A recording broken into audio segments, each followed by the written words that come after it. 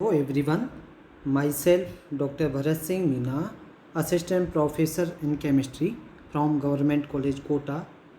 आज हम जो चैप्टर पढ़ने जा रहे हैं उस चैप्टर का नाम है लैंथेनाइड तत्वों का रसायन, या हम कहें केमिस्ट्री ऑफ लैंथेनाइड एलिमेंट्स। तो देखिए, लैंथेनाइड एलिमेंट्स के अंतर्गत सबसे पहला जो एलिमेंट है वो है आपका लैंथेनम, जिसका एटॉमिक नंबर होता है 57। और इस लैंथेनम में एक इलेक्ट्रॉन 5d कक्षक में होता है, लेकिन इसके बाद के तत्व सीरियम जो लैंथेनम के जस्ट बाद में है, एटॉमिक नंबर इसका 58 है, का जो विन्यास है वो 5d2 नहीं होता, अपितु 4f2 5d0 6s2 विन्यास होता है। क्योंकि परमाणु संख्या 58 होते ही क्या होगा कि 4f कक्षक की जो ऊर्जा है वो 5d कक्षक से कैसी हो जाएगी, कम हो जाएगी।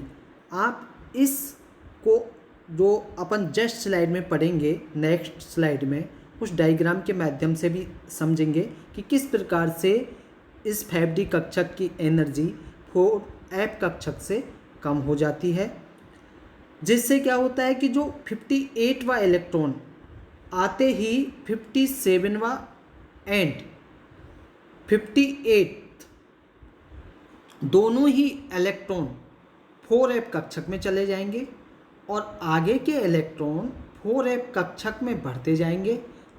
कब तक? जब तक कि ये कक्षक पूर्ण रूप से न भर जाए। अर्थात हमें इसे इस प्रकार से कहें कि 4f14 विन्यास वाले एटरबियम, जिसका जो सिंबल है वो Y capital and small B, atomic number 70 के बाद ही ल्यूटीशियम Lu71 में इसका 71 वा जो इलेक्ट्रॉन है वो 5d कक्षक में जाएगा और फिर 72वें तत्व हैफनियम का जो विन्यास है कैसा हो जाएगा, जिरकोनियम जैसा हो जाएगा और इसकी स्थिति वर्ग 4 में बनी रहेगी। अर्थात हम कहें कि लैंथेनम व हैफनियम के मध्य 14 तत्व ऐसे आ जाते हैं जिनका विन्यास 4f1 से 214 होता है। नेक्स्ट स्लाइड देखेंगे हम। इस स्लाइड में क्या दर्शाया गया है, आप अगर इसके एक्स एक्सिस की तरफ देखेंगे तो मुख्य क्वांटम संख्या को दर्शाया है और इसके क्षैतिज या हम कहें ये आपका जो हॉरिजेंटल है उस पर देखेंगे परमाणु संख्या है और वर्टिकल में उसकी मुख्य क्वांटम संख्या है।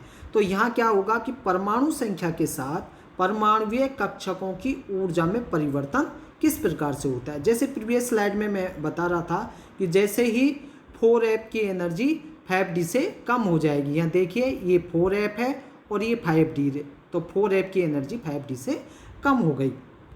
नेक्स्ट, इसी प्रकार हम देखेंगे कि तत्वों में 3 कोष अपूर्ण रहते हैं। कौन कौन से रहेंगे? एक तो रहेगा n-2, दूसरा रहेगा n-1 और n। इन तत्वों में परमाणु क्रमांक बढ़ने के साथ साथ इलेक्ट्रॉन क्रमशः कौन से कक्षक में बढ़ते जाएंगे?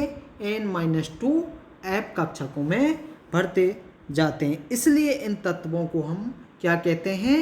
f ब्लॉक तत्व कहते हैं, क्योंकि जो इलेक्ट्रॉन है वो f कक्षकों में ही बढ़ते जाते हैं। और f ब्लॉक तत्वों में परमाणुओं के दोनों बाह्यतम कोष लगभग समान रूप से भरे हुए होते हैं और इलेक्ट्रॉनों का भराव भीतर के तीसरे नंबर वाले कोष में होता है। ध्यान रखें, इलेक्ट्रॉन का जो भरने का क्रम चलेगा वो भीतर के 3rd नंबर वाले सेल में होगा। अतः तत्वों के किसी समूह में भी गुणों की इतनी अधिक समानता नहीं होती जितनी इन तत्वों में आपस में गुणों में समानता होती है। इसी कारण इनका एक सेपरेट चैप्टर में अध्ययन किया जाता है। इसकी 2 श्रेणियां होती हैं जिन्हें क्रमशः 4f और 5f कक्षकों में इलेक्ट्रॉन भरे जाते हैं, और 4f ब्लॉक के तत्व लैंथेनम के बाद आते हैं, इसीलिए इनका जो नाम है या इन्हें हम लैंथेनाइड कहते हैं। डी ब्लॉक के तत्व एस ब्लॉक तथा पी ब्लॉक के मध्य स्थित होते हैं। दूसरे शब्दों में हम इसे इस प्रकार से भी कह सकते हैं कि एस ब्लॉक व पी ब्लॉक को जोड़ने वाले तत्व डी ब्लॉक के तत्व होते हैं, अतः इन्हें संक्रमण तत्व भी कहा जाता है या ट्रांजिशन एलिमेंट भी कहते हैं। अर्थात हम इसे कहें सेकंड ए व 13 या थर्ड ए को जोड़ने वाले तत्वों को हम ट्रांजिशन एलिमेंट कहते हैं। इन ट्रांजिशन एलिमेंट के भीतर ही छठे आवर्त में वर्ग थर्ड तथा फोर्थ के मध्य 14 तत्व 4f ब्लॉक के आते हैं, और इसी प्रकार 7वें आवर्त में भी ग्रुप थर्ड व फोर्थ के मध्य 14 तत्व 5f ब्लॉक के आते हैं। अर्थात संक्रमण तत्वों के भीतर 2 वर्गों 3 व 4 को जोड़ने वाले तत्वों की 2 श्रेणियां हैं, अतः इन्हें हम क्या कहेंगे, इंटर ट्रांजिशन एलिमेंट या अंतर संक्रमण तत्व भी कहते हैं। इन तत्वों का एक और नाम है, क्या नाम है, रेयर अर्थ एलिमेंट्स या कहें दुर्लभ मृदा तत्व। प्रारंभ में इन तत्वों को ऑक्साइड के रूप में प्रकृति में पाया गया, लेकिन इनकी प्राप्ति बहुत ही कम थी, अतः इनका नाम प्राप्ति कम होने के कारण दुर्लभ यानी प्रकृति में आसानी से उपलब्ध नहीं है। और मृदा मीन्स ऑक्साइड, प्राचीन समय में ऑक्साइडों को मृदा कहा जाता था, अतः वे ऑक्साइड जो प्रकृति में दुर्लभ हैं, बहुत कम मात्रा में पाए जाते हैं, क्या कहलाते हैं, दुर्लभ मृदा तत्व कहलाते हैं। हालांकि अब ये एलिमेंट दुर्लभ नहीं रहे, बहुत सारे लैंथेनाइड कई सामान्य तत्वों से भी अधिक मात्रा में पाए जाते हैं, लेकिन जो इनका पुराना नाम चला आ रहा है वो आज भी कायम है। आजकल इन तत्वों को लैंथेनाइड के स्थान पर लैंथेनॉन भी कहा जाता है, और एक सामान्य प्रतीक एल कैपिटल स्मॉल एन द्वारा भी रिप्रेजेंट किया जाता है, शो किया जाता है। संक्रमण तत्व ग्रुप सेकेंड व 13 के मध्य 4 ट्रांजिशन सीरीज के रूप में सिचुएटेड हैं। लैंथेनाइडों को भी वर्ग थर्ड व फोर्थ के मध्य 2 इंटर ट्रांजिशन सीरीज के रूप में स्थित होना चाहिए। यदि ऐसा हो जाए तो 14 तत्वों की 2 आवर्त श्रेणी के मध्य में फिट हो जाएं, और आवर्त श्रेणी का रूप एकदम कैसा हो जाएगा, असुविधाजनक या विकृत हो जाएगा। दूसरी बात, इसका कोई औचित्य भी नहीं रहेगा, क्योंकि लंबवत वर्गों के रूप में इन तत्वों में परस्पर कोई समानता नहीं है, जो कि आवर्त सारणी का ये मेन कैरेक्टर है। हाँ, एक श्रेणी के रूप में लैंथेनाइड व एक्टिनाइड तत्वों में परस्पर काफ़ी समानता है। यही कारण है कि 14 एलिमेंट की दोनों सीरीज को पीरियोडिक टेबल में सेपरेट नीचे अलग से स्थान दिया गया है। अब हम बात करते हैं लैंथेनाइडों का इलेक्ट्रॉनिक विन्यास। लैंथेनाइड को इलेक्ट्रॉनिक विन्यास पे आप ध्यान दें। जो लैंथेनाइड का इलेक्ट्रॉनिक विन्यास है वो जैसा कि प्रीवियस स्लाइड में मैं बता रहा था कि 4f इलेक्ट्रॉनों में इलेक्ट्रॉन भरे जाएंगे, और इसके साथ ही 5d1 तथा 6s2 विन्यास भी होता है। क्यों? क्योंकि 5d और 4f कक्षकों की जो एनर्जी है उसमें ज़्यादा डिफरेंस नहीं होता है, अतः कक्षकों के स्थायित्व के आधार पर 5d इलेक्ट्रॉन का 4f व 5d के मध्य ट्रांजिशन होता रहता है। इन तत्वों का जो जनरल या आइडियल इलेक्ट्रॉनिक विन्यास है वो इस प्रकार से है, XC xenon 4f 1 to 14, 5d 0 to 1 और 6s2। लैंथेनम तत्व यद्यपि लैंथेनाइडों की श्रेणी में नहीं आता, फिर भी तुलनात्मक अध्ययन के लिए हम लैंथेनम का अध्ययन भी इस श्रेणी के साथ कर लेते हैं, और लैंथेनम व लैंथेनाइडों के इलेक्ट्रॉनिक विन्यास इस प्रकार से हैं। हम सबसे पहले लेंथेनम का देखते हैं। देखिए लेंथेनम है जिसका एटॉमिक नंबर 57 है। 1s2 से अपना इलेक्ट्रॉनिक विन्यास किसी भी एलिमेंट का स्टार्ट होता है। 1s2 से स्टार्ट करते करते हम लास्ट में कहाँ गए, 4f शुरू हो गया, 4f0, 5s2, 5p6, 5d1 और 6s2। इसमें आप देखेंगे कि यहाँ पर कहाँ तक 5s2 और 5p6 किसका विन्यास है, जिनॉन का, जिसका एटॉमिक नंबर 54 है। चूंकि परिवर्तन कहाँ हुआ, 4f, 5d और 6s इलेक्ट्रॉन होता है, अतः इसको आसानी के हिसाब से या सहूलियत के हिसाब से हम इसको इस प्रकार से भी लिख सकते हैं लेंथेनम के इलेक्ट्रॉनिक विन्यास को, जिनॉन और 4f0, 5d1 और 6s2। ये भी आप लेंथेनम का इलेक्ट्रॉनिक विन्यास लिख सकते हो। इसी प्रकार से अन्य तत्वों के इलेक्ट्रॉनिक विन्यास भी यहाँ पर शो किए हुए हैं।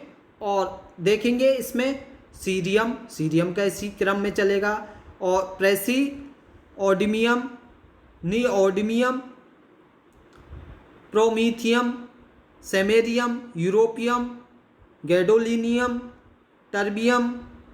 इसी प्रकार से जितने भी एलिमेंट हैं, लास्ट में आपका ल्यूटीशियम तक 71 तक, ये सारे के सारे आपके लेंथेनाइड सीरीज के एलिमेंट हैं। और उन सब में जिनॉन, जनरल इलेक्ट्रॉनिक विन्यास जिनॉन, और बाद के सब 4f में, 5d और 6s2 में इलेक्ट्रॉन भरे जाएंगे। इसी प्रकार से हम लेंथेनाइड के इलेक्ट्रॉनिक विन्यास की बारे में भी बात कर सकते हैं कि लेंथेनाइड के जो इलेक्ट्रॉनिक विन्यास है वो भी इस प्रकार से शो हो रहा है। देखिए यहाँ इस टेबल के माध्यम से ये एलिमेंट के नेम हैं, लेंथेनम से स्टार्ट हुआ है, लास्ट में जो लेंथेनाइड सीरीज के एलिमेंट में ल्यूटीशियम है, ये सबसे अंतिम एलिमेंट है जिसका परमाणु क्रमांक 71 है। यहाँ इलेक्ट्रॉनिक विन्यास आप देख सकते हैं, और यहाँ इनकी एबोडेंस प्राप्ति के आधार पर इनकी शो कर रखा है कि कितना ppm ये उपलब्ध है। तो इसके आधार पर हम 4f कक्षकों में इलेक्ट्रॉनों का विन्यास पढ़ना नियमित नहीं है। अगर आप इसको ध्यान से देखेंगे तो जैसे ये GD देखिए, GD का देखने के बाद, जिसको गैडोलिनियम के नाम से भी जानते हैं, जिसका एटॉमिक नंबर 64 है, आने वाला इलेक्ट्रॉन 4f के स्थान पर कहाँ चला गया, 5d में आता है। क्यों, ऐसा क्यों हुआ? ऐसा इसलिए होता है 4f कक्षकों का स्थायी विन्यास, अर्धपूरित विन्यास बरकरार रहता है, और एक्टिनाइडों में भी ऐसा ही होता है। बल्कि 4f और 5d कक्षकों की ऊर्जा का अंतर 4f और 5d से कम होने के कारण d कक्षकों में इलेक्ट्रॉनिक विन्यास अधिक होता है। तो आज हमने एक तो लेंथेनाइड के एलिमेंट का स्टार्टिंग एलिमेंट कौन सा है, कहाँ तक ये होता है, इनमें किस प्रकार से एनर्जियों में डिफरेंस होता है, लेंथेनाइड के इलेक्ट्रॉनिक विन्यास के बारे में पढ़ा, किस प्रकार से इनका इलेक्ट्रॉनिक विन्यास बढ़ते हैं, और देन इनका इलेक्ट्रॉनिक विन्यास टेबल के माध्यम से भी हमने देखा किस प्रकार से इनकी टेबल है और किस प्रकार से इनकी भूपृष्ठ पर प्रचुरता है। तो आज हमने इन सब के बारे में अध्ययन किया है।